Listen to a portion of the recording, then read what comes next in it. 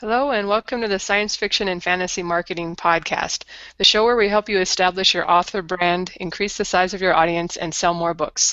I'm Lindsay Broker, and I'm here with not Jeffrey Poole. He's ditching us this week, but Joe Lalo, fortunately, is not ditching us. And we have a guest this week, Mike Reeves McMillan, and he's from New Zealand where it's summer, so I'm a little bit jealous. It's been super cold here. Let me just do a short little intro and then we'll get into the subject a little bit. Mike has a black belt which holds up his trousers. He's not sure why authors make such a big deal of these, but they are certainly convenient trouser-wise. That made me laugh when I read it on Amazon, so I thought I'd include it. All right. For someone with an English degree, he spent a surprising amount of time wearing a hard hat. He's also studied ritual making, hypnotherapy, and health science. He writes strange worlds that people want to live in. He himself lives in Auckland, New Zealand, and also in his head where the weather is better and there are a lot of dragons. Mike's short stories have appeared in magazines including, I'm going to mangle this, the Sockdolager, and in anthologies including Alternate Hilarities 3, Hysterical Realms, and the Themethologies from HDWP Books. Feel free to correct me, Mike, whenever I mangle things. He's also the author of the well-presented Manuscript, Just What You Need to Know to Make Your Fiction Look Professional, and we're going to be asking him questions about that today. He had both indie authors and people who want to sell stories to magazines and publishing houses in mind when he wrote that. So welcome to the show, Mike. Thank you. Glad to be here. All right, thanks for joining us. Why don't you start out telling us a little bit about how you got started writing and what drew you to speculative fiction? Well, my father was a non-fiction writer. He wrote sports books, which in New Zealand is basically religious books. And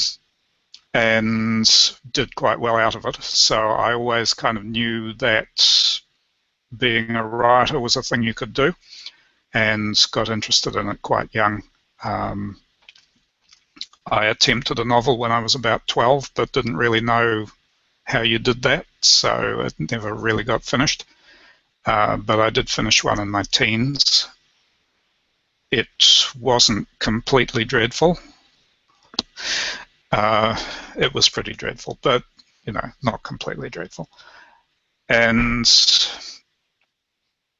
I studied English at university, enjoyed that, went into the publishing industry as a copy editor because I didn't want to teach, and then moved from there into technical writing and from there into IT, which is where I work now. And along the way, I went back to writing novels. I've recently started, in the past couple of years, writing more short stories as well, pursuing that fairly seriously. And I read and review a lot of books as well, mainly science fiction and fantasy. Okay, I think people are going to be wondering, especially about your experience in working for a publisher. How did you get that gig, and what made you leave that and go into IT? It was my father's publisher, actually, so he kind of got me an in. I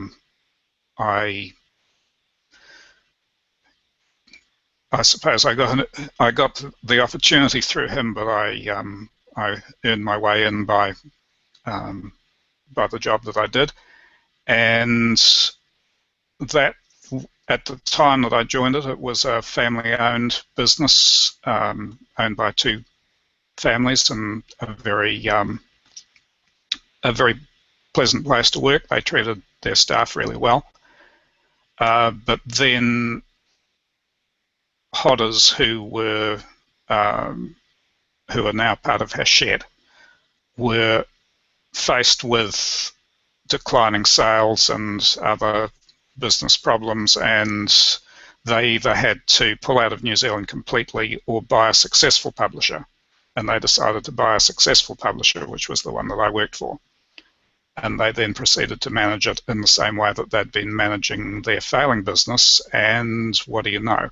All of the people who used to work for the family-owned firm left at the first opportunity, and that included me. So technical writing was my next step, and IT wasn't a very long step from there. All right. I imagine you got quite a bit of experience working for the publisher and seeing a lot of. Did you see like new manuscripts from authors, like the slush pile stuff, or?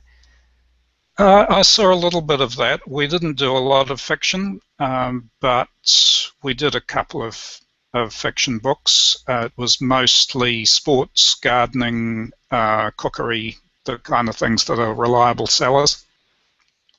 Travel. I did a lot of work on travel books.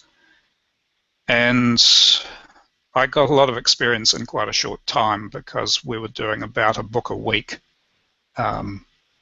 Some of them obviously quite short in terms of text. There were a lot of photographs involved. But yeah, when you're working on 50 books a year, you get experience very quickly. Oops, my mute did not want to unmute. All right, so what you're saying is cooking and travel is probably going to sell better than dragons and spaceships for most publishers. Well, it's a reliable sale, let's put it that way. Certainly in New Zealand, where gardening and cookery are among people's main interests. Before I worked for that firm, I worked for New Zealand Who's Who, and I used to enter the biographies, and the most common interests that people mentioned were gardening and cooking, so it's no great surprise that those were the books that sold. All right, well, looking at your Amazon page now, it looks like you're kind of doing a mix of self-publishing your own novels and such, and then also submitting to magazines. Is that kind of what you're still doing, or do you have a preference for one over the other? I'm doing both. It's good to have both because it means that I can go with what I feel like at the time. If I'm feeling like writing at novel length, which I'm doing at the moment, I can work on that, and if I'm got a good short story idea, I can work on that instead. So the short stories are a good way to try things, experiment a bit with a short commitment, not much time commitment involved. So I can try different things out. I'm working on a 13-story collection called Makers of Magic with 13 different kinds of magic user, and it's been interesting to see which ones sell quickly and which ones sell slowly, and that's kind of told me a little bit about the market and the way that what people go for and what they don't. So I was able to get that information a lot more quickly than if I was writing them as novels. Okay, and do you, after you get the rights back, if you sell them to a magazine or an anthology, do you then go ahead and self-publish them or try to sell them again?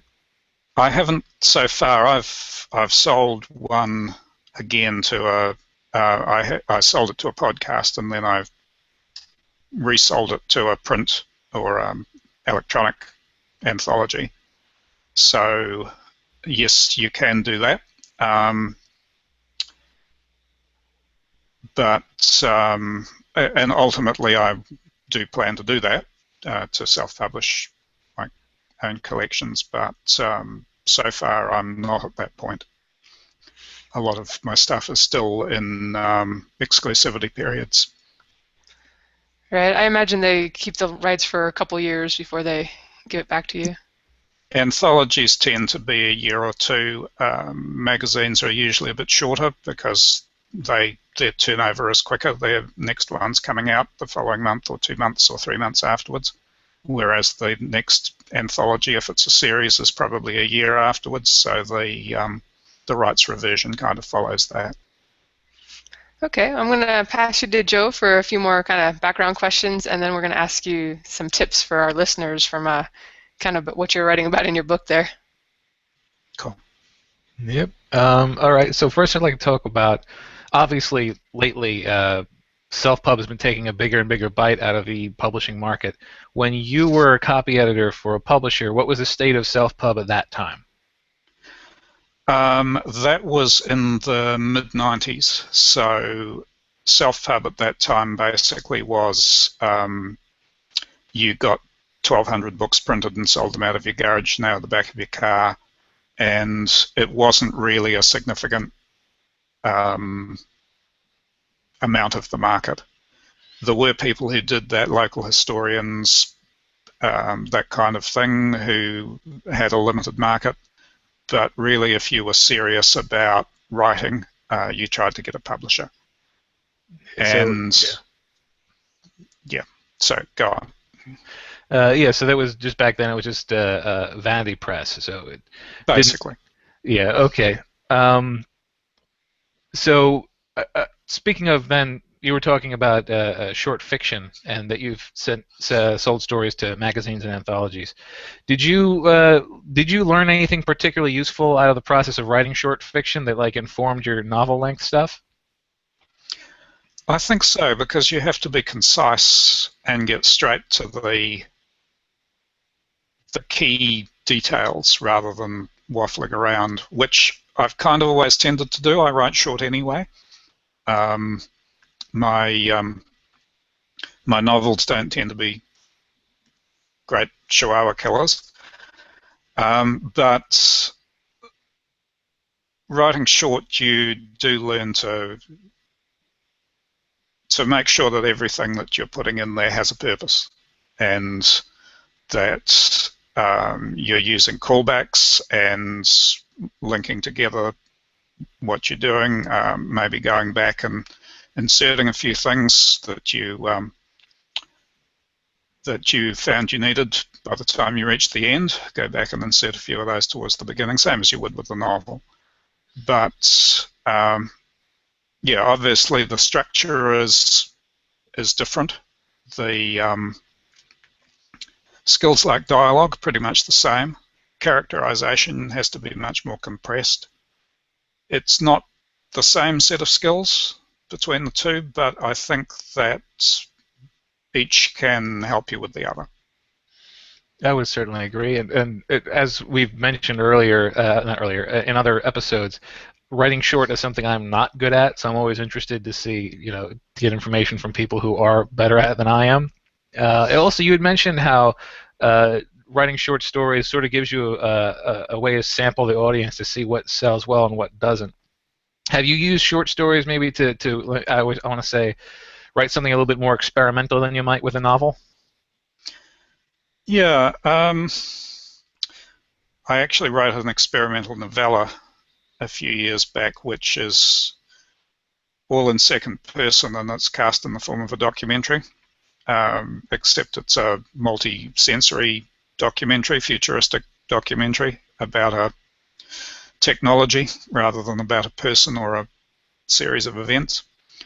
And that was fun to do, and you wouldn't want to do it at full novel length. I think it was around 25,000 words, something like that. But it taught me to characterize quickly, because in a documentary you have somebody come in and you interview them briefly and you get a few points from them, and you have to quickly characterize them and make them interesting, as well as making what they're saying interesting. So that was really good practice. I haven't done any what I would think of as super experimental short stories, but I've played with, I suppose you could say, genre. I've done things that I would call more fantastica than fantasy, where it's not so much your standard sword and sorcery or fantasy world, but somewhere where things are a little bit more mysterious and just happen because that's the way that they happen, rather than having a set of rules lying underneath them. And I think that works better in a sense at the short length, because you can distract people with the pretty flashing lights and give them a good quick experience of a short story before they start asking, but why does that work and how does that work? Whereas at a novel length, it's a bit harder to sustain that. Yeah, it's I've just certainly found that particularly when writing sci-fi, people aren't quite as willing to suspend disbelief for as long. So I imagine with a short story, you can stretch the realms of disbelief much further because it doesn't have to last as long. That's right, and you only really need one idea or a couple of ideas. You don't need intersecting plot lines and a big cast of characters and an idea that you can stretch out for 60, 80, 100,000 words. You only need something that's interesting for 3,000, 4,000, 5,000 words. Yeah. And there are a lot more of those ideas that that you can come up with. Sort of like writing sketches versus writing films. Like you can, if you have a really good premise, it can carry a full short story. Yeah. Yeah, or you could think of them as one-panel cartoons versus graphic novels. Yeah, exactly. With the short stories that you got published in anthologies or anything in magazines, did you find that was particularly useful for your career? It opened any doors, or was it just mostly a way to, just something to do with the stories? Um, my my strategy definitely is gatekeeper cred. Gatekeeper cred is a real thing, which is why people keep submitting to traditional publishers.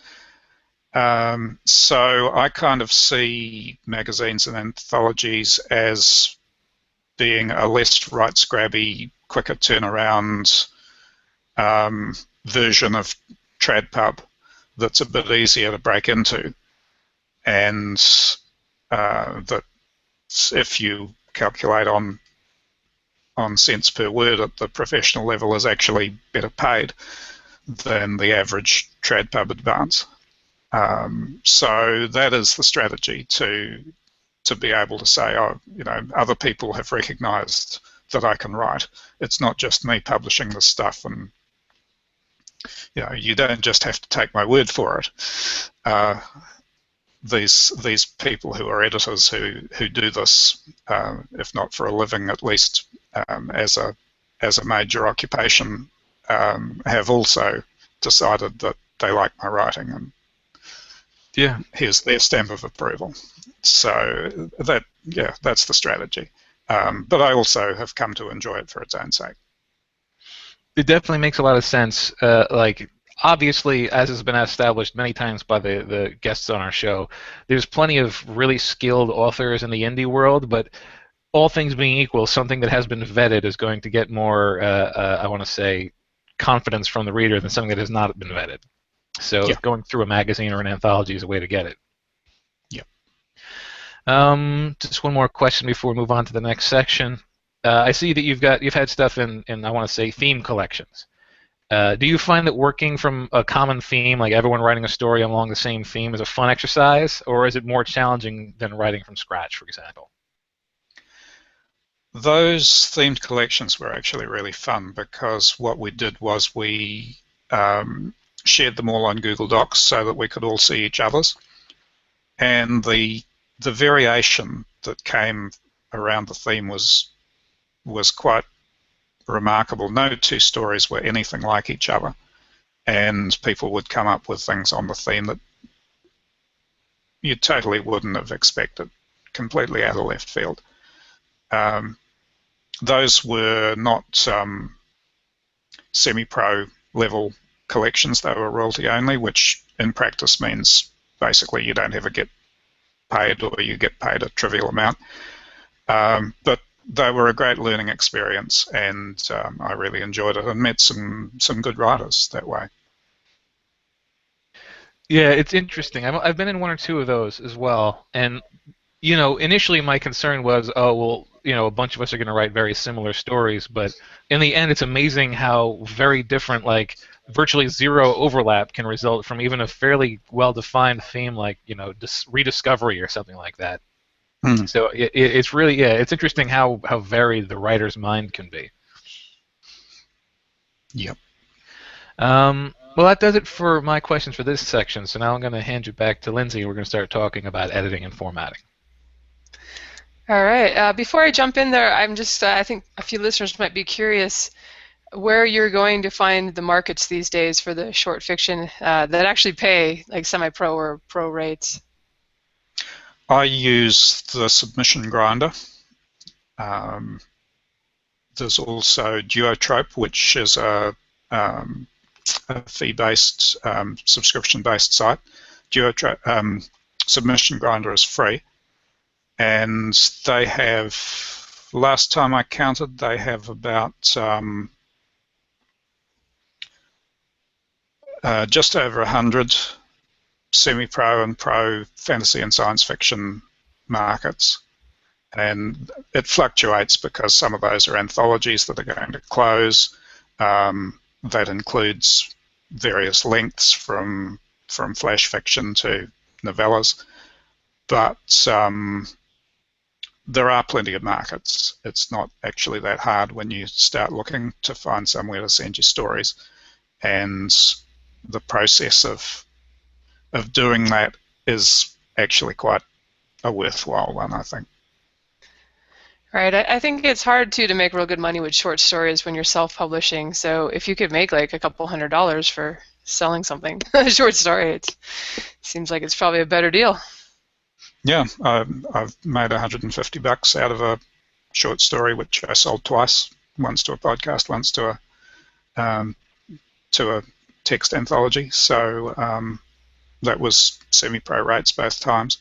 And I'm kind of just now knocking on the door of pro sales, which are up around 6 cents a word and above. And that's quite a jump from the 1 cent, 2 cent a word semi-pro rates. And you're not going to make a living out of it, even if you were incredibly prolific and sold stories all the time. It's not going to be you're not going to pay your mortgage, but I think of it as you're getting paid to advertise your writing to people who are interested in the kind of writing that you do, and that sounds like a fairly good deal to me.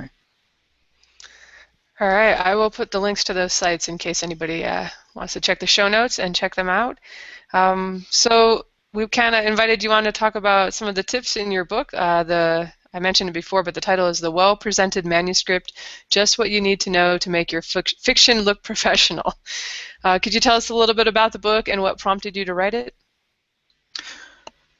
As I mentioned, I do quite a bit of reviewing. I read about 100 books a year, according to my Goodreads stats. That doesn't include the ones that I abandon before I finish them because I'm not enjoying them. And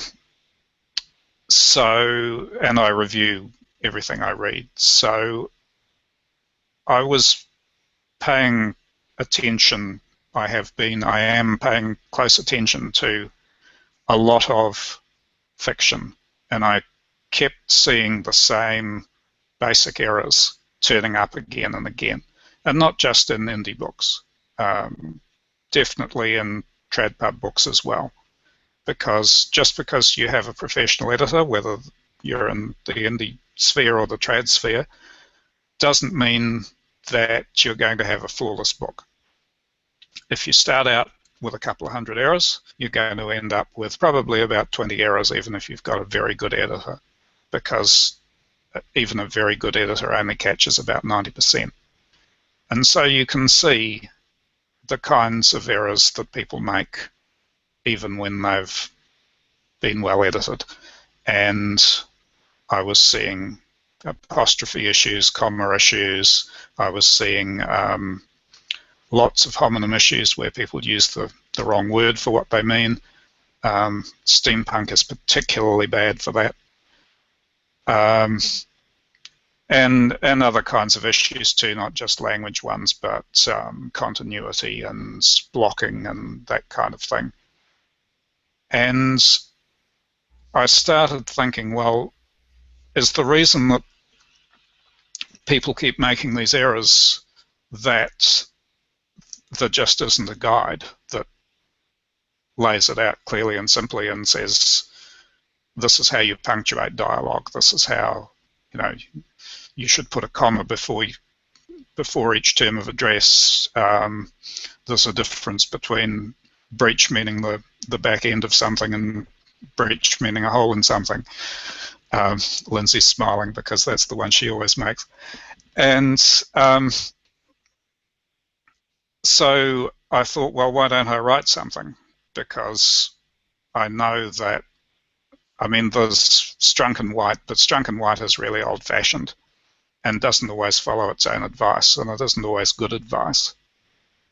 And there didn't seem to be a lot around that was really geared towards fiction writers. There's stuff for academic writing and for journalism, but for fiction writers specifically, there didn't seem to be much.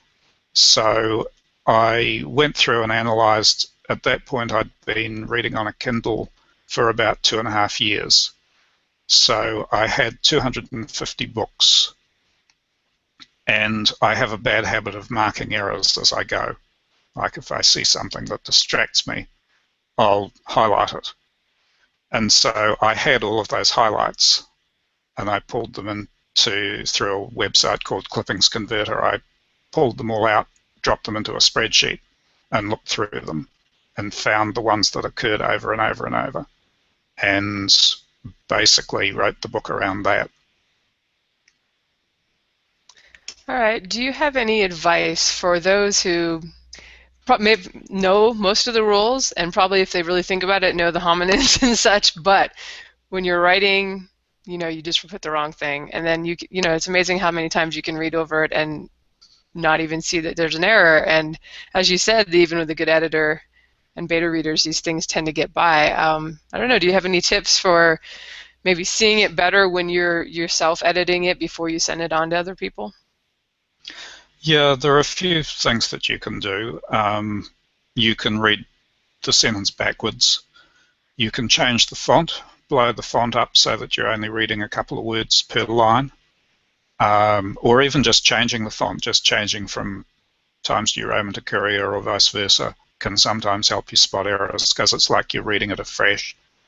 Something that I used to do when I was a copy editor was I would take the manuscript and I'd turn it upside down. And reading upside down would slow me down enough that I could see the words that were actually on the page, not the words that I expected to be on the page. And so I'd notice that a word was missing, or that it wasn't the word that it was intended to be.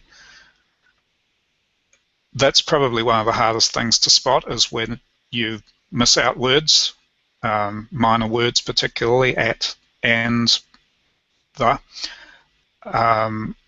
Some authors are particularly prone to it, others hardly ever do it, and I think it's to do with typing speed partly.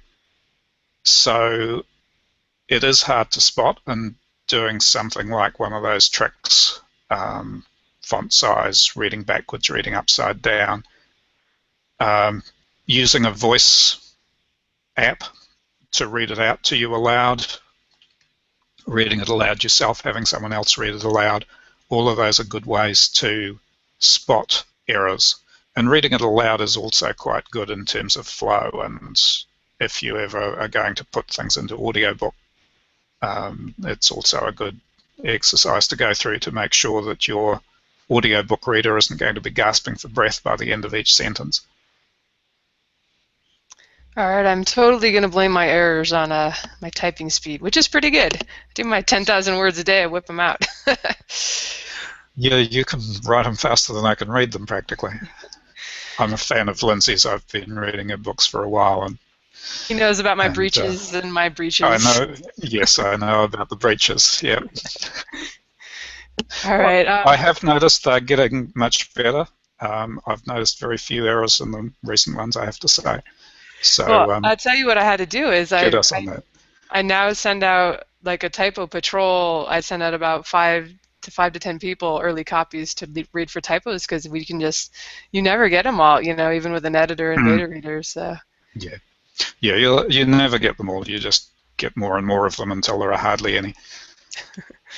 It's especially depressing when it's a book that's like 4 years old and you've already done the print copy. It's like, oh really? It's still errors. Yeah, which is why I take the, to some people, controversial viewpoint that the way to do it is to avoid making the errors in the first place. That if you start out by not continually making those and thinking, oh, I'll fix it up in post, or the editor will catch it, then you're gonna start out with a cleaner manuscript. And I alpha read a book once, which was pretty much somebody's NaNoWriMo brain dump, and it had something like 250 errors in it, including sentences that changed direction halfway through and character names misspelled, and it was a real mess. And I thought, no matter how many editors go over this, it's always going to be a bit of a mess. It's never really going to be a tidy book because it started out such a mess. And other people, you look at their first draft and it's clean. There's maybe a typo every 1,000 words. Yep, that's one of the reasons I've kind of avoided getting into dictation, is just I know I would spend a lot more time kind of cleaning it up. Just you get so many more errors with that, so I don't know. All right, so let me ask you, for those of us who are self-publishing, it makes sense to pay for an editor and maybe a couple editing passes.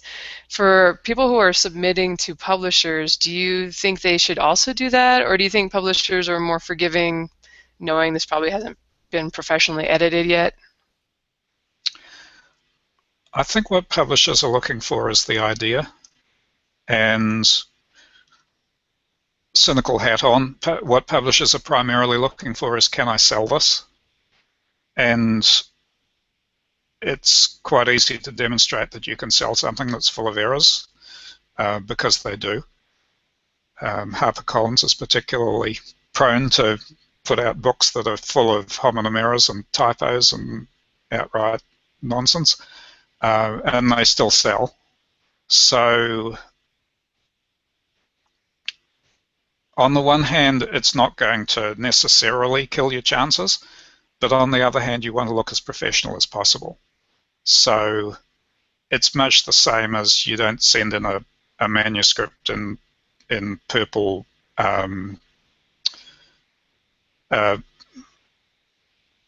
papyrus font.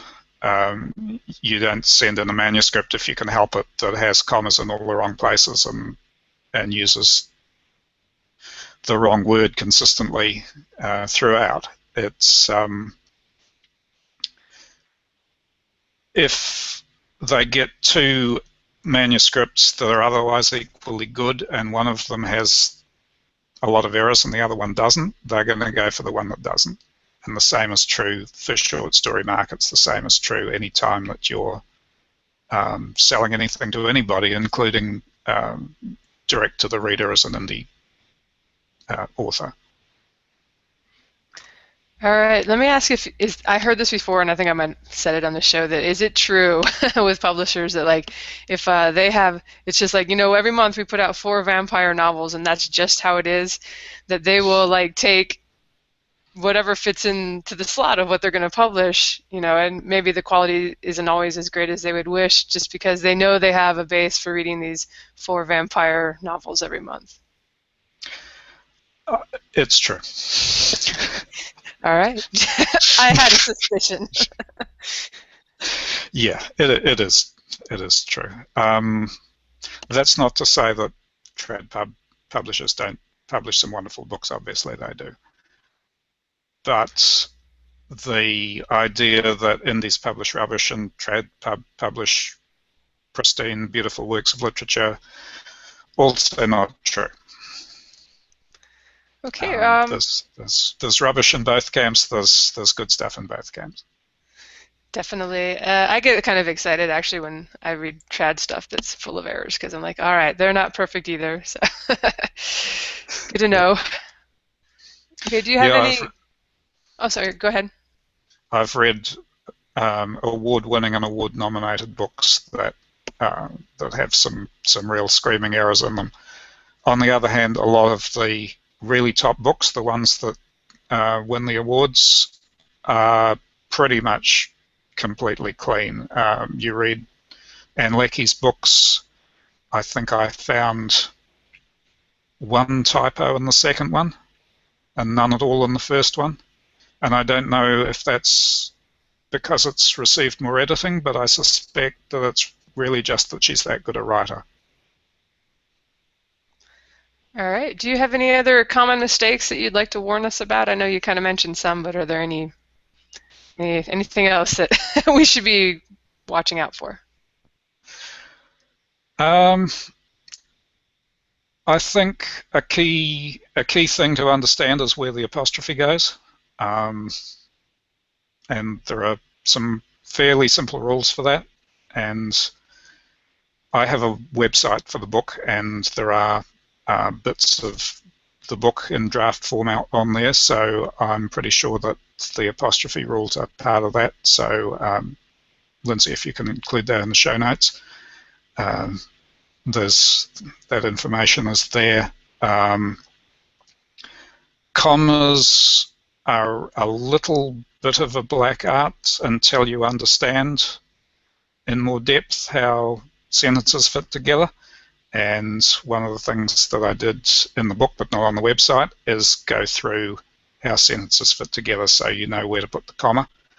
But one of the things that to me distinguishes the amateur from the professional writer is that the professional writer will put a comma before a term of address. So, as you know, comma Bob. And won't leave it all breathless. And the famous example, of course, is Let's Eat Grandma, which without the comma is about cannibalism. And those are some of the most basic and most common errors. The other thing that I see a lot of is people using vocabulary that isn't quite right. And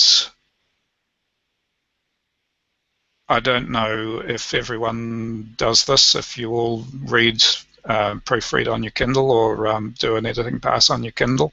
But if you do, every time you come to a vocabulary word, just highlight it or touch it or whatever you do on your particular e-reader and check the definition and make sure it's the word you think it is. Because that is something I see an awful lot, is, again, particularly in steampunk. I think because people are trying to use a vocabulary that sounds a bit 19th century, and so they're using words that aren't the words they use every day, and they'll use words that are kind of what they mean, but they're sort of Inigo Montoya words.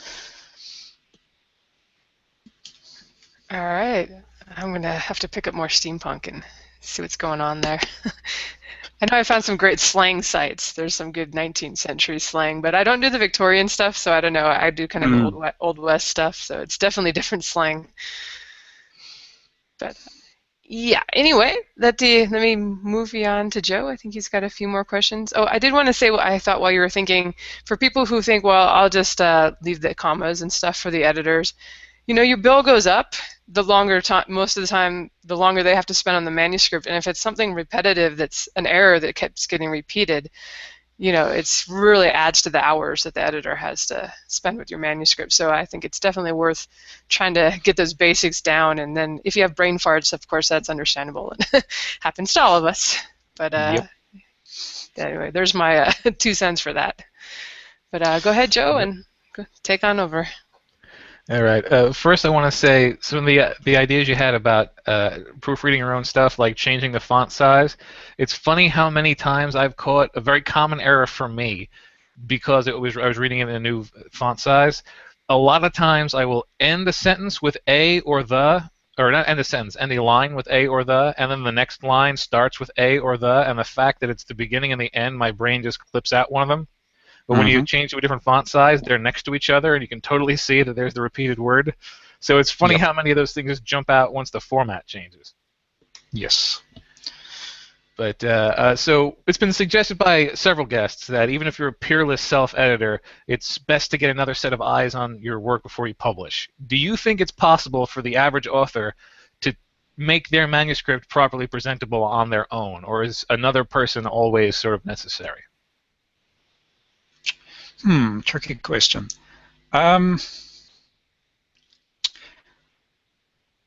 It's possible for the average author to improve the standard of their editing by themselves, to have something that's better than what they're writing now, to learn, to grow, to improve book by book. I wouldn't recommend skipping the editor step unless you are particularly capable as a self-editor. I have an editor primarily for development rather than for copy editing, but she does catch things, mistakes that I've made, and so do my beta readers. I know one guy who is a professor of English literature who writes pretty much pristine manuscripts with no errors in and doesn't have an editor, but that's one guy. The average person needs an editor. Yeah, that's sort of been my understanding. Oh, and I should also point out, one of the earlier questions is about whether you should have something edited before sending in for traditional pub. One of the few interactions I've had with traditional pub was I had a meeting with an agent, and he had asked me to send the most recent thing I'd written. So I sent him my recently completed first draft of a novel, and it turns out he was not interested in the first draft. The only things he had to say to me were about the typos that were in the book. So I'm sure it varies from person to person, but there is at least a class of agent who has no interest in an unedited work. So Yeah. I know for a fact that it's sort of important to have a presentable manuscript. Yeah, if you have a lot of typos, particularly, it becomes very distracting. Yeah. I've read books that, if well edited, would have been really absorbing and enjoyable, and I would have given them excellent ratings as a reviewer. But because they were full of basic errors, I kept getting distracted from the story. And every few pages, every couple of pages, I'd be punched out of the story. And it just degrades the reading experience. And particularly people within the industry are more likely to be sensitive to that and more likely to focus on that to the detriment of paying attention to your story. Yeah, that's definitely a good point, because like there are some people who say, well, the story is the important thing, and the rest of that's just mechanics, and you shouldn't have to focus on it too much. But it really does prevent the story from becoming immersive. If you keep on use this wrong version of the word "your," it's just like I'm reading a book. It just brings you back to words on a page instead of a story in your head. Yes, it does.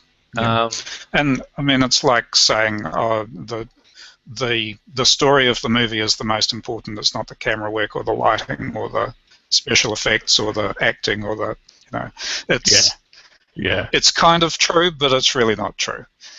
Yeah, the story's still got to get through.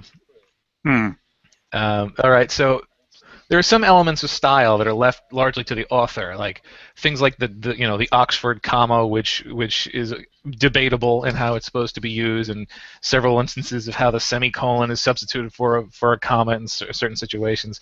Are there any optional formatting choices that you think you should particularly avoid or you should particularly favor in terms of others? Well, optional is optional. Style is style. One of the things that I find most annoying about submitting to certain short story venues is when the editor comes back and nitpicks every aspect of style and basically wants to rewrite it as if they'd written it rather than as if I'd written it. So definitely avoid being too hung up on Oxford comma versus non-Oxford comma and all of those minutiae and the various things that your grade school teacher might have taught you that aren't really rules of English, or that are rules of academic writing or rules of journalism but not rules of fiction writing. Focus on the main things, focus on the things that that are definitely wrong or getting them right, and let the style kind of fall where it may, is my recommendation. I'm glad to hear that. That's something, on rare occasion, people I work with or friends of mine will ask me to do some editing for them, which is not the best idea because I'm not known for my skill in that regard. But one of the things I always try to keep in mind is that, you know, when it comes to a point of style, don't correct their style because that's their voice, not mine. Exactly, So, yes. Oh, I should also say, oh, go ahead.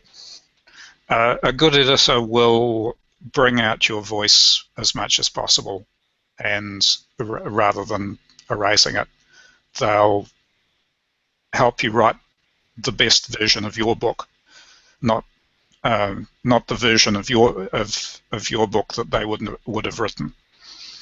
Yeah. One thing I'm very happy about is I've used several editors in the past, and in most cases, I've had situations where they let me know, you usually compose these sentences in this way, and in this case, you changed it. You should really be consistent. They're like, wow, they're making sure that my style is consistent as opposed to imposing a style upon me. Yeah. Consistency is important. Pick one and go with it. If it's an area where you have options, pick an option, stick with that option.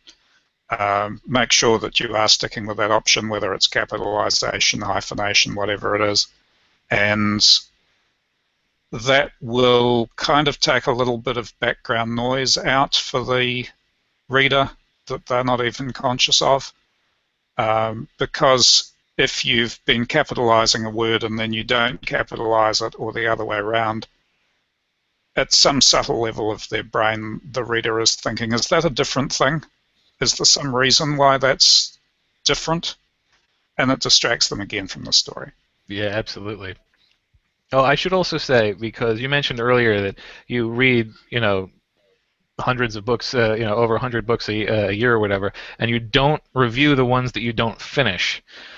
I just want to thank you on behalf of writers for not reviewing the books that you don't finish, because I've received more than a few reviews of books where, 2 stars, I did not read this book.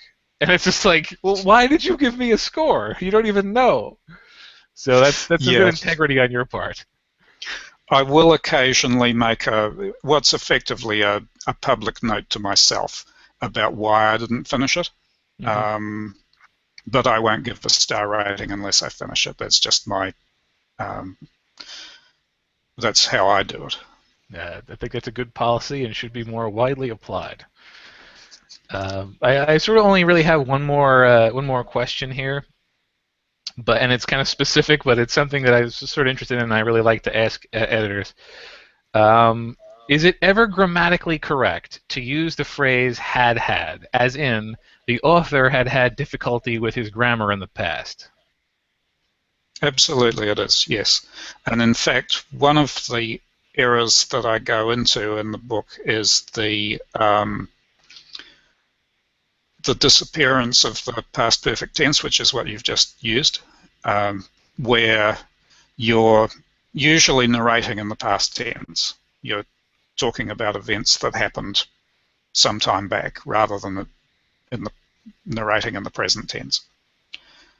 And when you're narrating in the past tense and you talk about a more distant past, that's where you need the had to signal clearly to your reader that this was a different time period.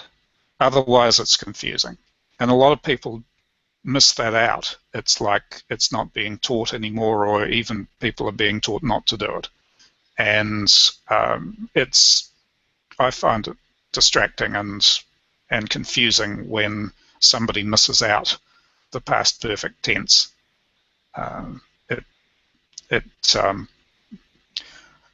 robs the description of some richness, and it's similar to blocking a scene badly, where it's not clear how the person got across the room in order to hit the guy. If your reader is trying to puzzle out when something happened, or how something happened, or where something happened, they're not enjoying the story. They're not being swept along. And so clear signaling, similarly to when you're on the road, it just makes it easier and smoother. I'm absolutely glad to hear that, because I still do that, and I can't count the number of reviews or even emails I've gotten where people let me know, well, you say had a lot, and that's wrong. I wish you'd get rid of those. And it's one of those where it's like, well, I could go in and change all of those, but it would make my stuff less correct. And it makes you realize that sometimes you can actually have a typo-free book that's going to be dinged for typos because people not liking that, you know? Yeah, and one of the things that I've concluded where, for example, I had a beta reader once who read a passage in one of my books. Am I muted? Can you hear me? Okay. I had a passage in one of my books that mentioned nectar-eating parrots. And one of my beta readers said, oh, that's a really weird thing. There would never be nectar-eating parrots, because nectar-eating and parrots, two completely different things, never the two shall meet. And this was a secondary world fantasy. And as it happened, my parents had these birds as pets. I knew that they existed. And the scene that I'd used them in was based on a real event that had happened in my life, where I'd come around the corner of a path in Australia and seen this tree full of birds eating the nectar, and they were parrots. And I ended up cutting that scene for other reasons, but what I would have done if I hadn't cut it is I would have rewritten it to say nectar-eating birds, or brightly coloured nectar-eating birds, or something of that nature, because it had made somebody trip up and stumble and pay attention to the unimportant detail rather than to the story. Yeah. And so if people are tripping up over things that are technically correct, maybe look for another way to phrase them, particularly if it's a habit, if it's a bit of a tick that you have. Look for another way to phrase it, and maybe don't use it quite so often, because if they're tripping up over it, even if it's completely correct and totally legitimate, it's still tripping them up, and you don't want that. Yeah, and I gotta say, like, that's admirable that you would rewrite a scene to remove the correct but distracting element, because I know a lot of authors would be very precious about that sort of thing, and I guarantee a dozen arguments with fans have started with them locking their heels into the ground and saying, no, this is true, and by the way, it's secondary world, so even if it wasn't true in reality, what I say goes, like you can build a reputation as a real troublemaker like that.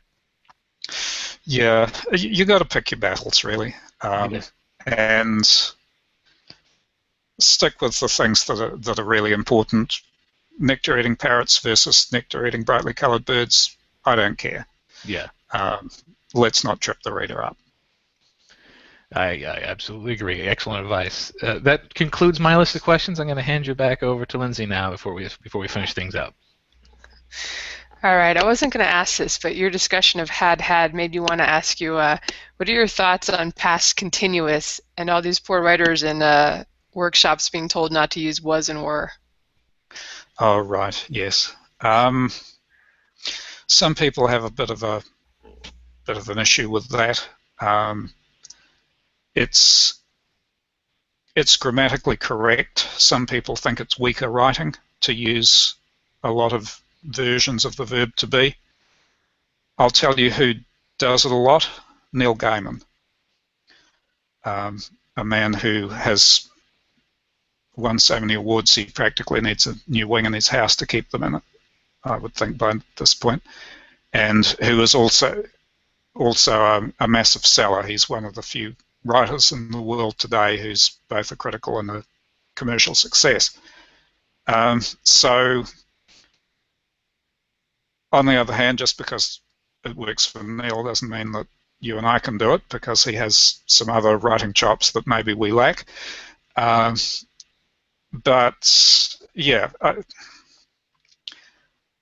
it's a tough call to make. I'd say avoid doing it a lot, but where it is,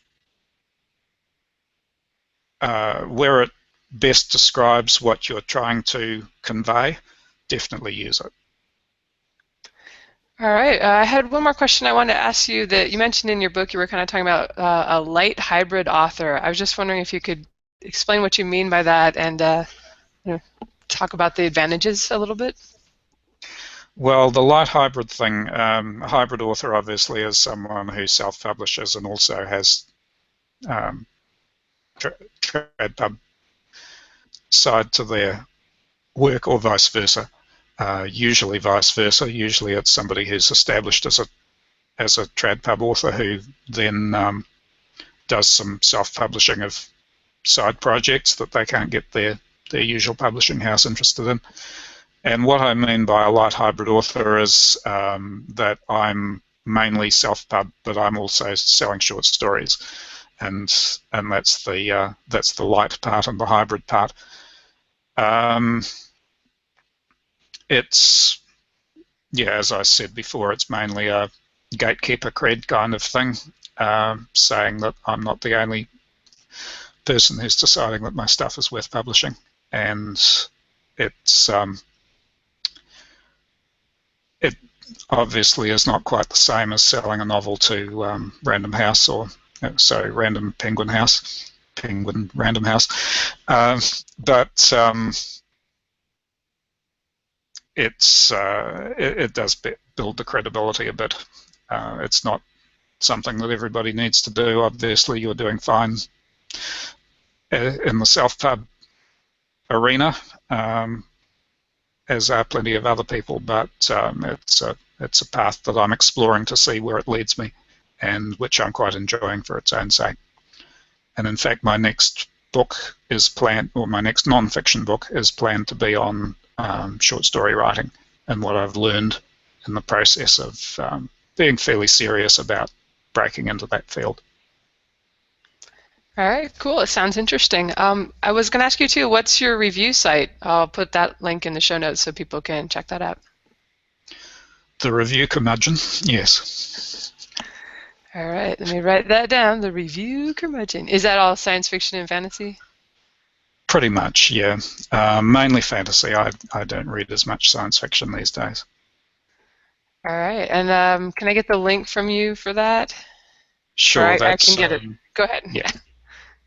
That's mikerm.blogspot.com. It's just a little blogspot site that I've kept up. Basically what I do is I have my Goodreads account linked to it, and it auto posts my Goodreads reviews. Some of those also get republished on Fantasy Book Review. They've negotiated permission to republish some of my reviews of things that their own reviewers haven't covered yet. So. All right, sounds good. And in closing, is there anything else you'd like people to know? Or obviously we're going to mention your link to your editing book. Anything else you would like to plug or tell us about?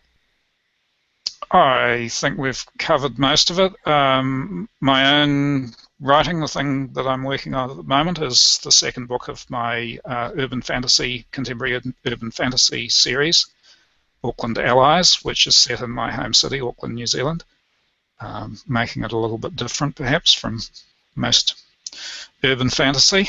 And I've kind of tried to keep the Kiwi punching above your weight kind of feel to it by having low-powered magic users battling to keep their city free from being taken over by Mysterious Blokes in Black. So the first volume of that series is out, and the second one I'm working on at the moment. All right, cool. It sounds fun. It should be interesting to, for us here in the U.S., that's extremely exotic, so we definitely want to check it out. Yeah, it's fun to write too. I spend a lot of time trying not to write in too much of a New Zealand dialect, to write English that's going to come across to mainly an American audience, and it's quite nice to relax into my own voice for a change. All right, cool. Well, I will definitely include the links to your sites there on our show notes, so people can come check us out there on marketingsff.com. This is going to be show number 61. And thanks for coming on and joining us today. Thanks very much for having me. All right, thanks for listening, everyone. So long.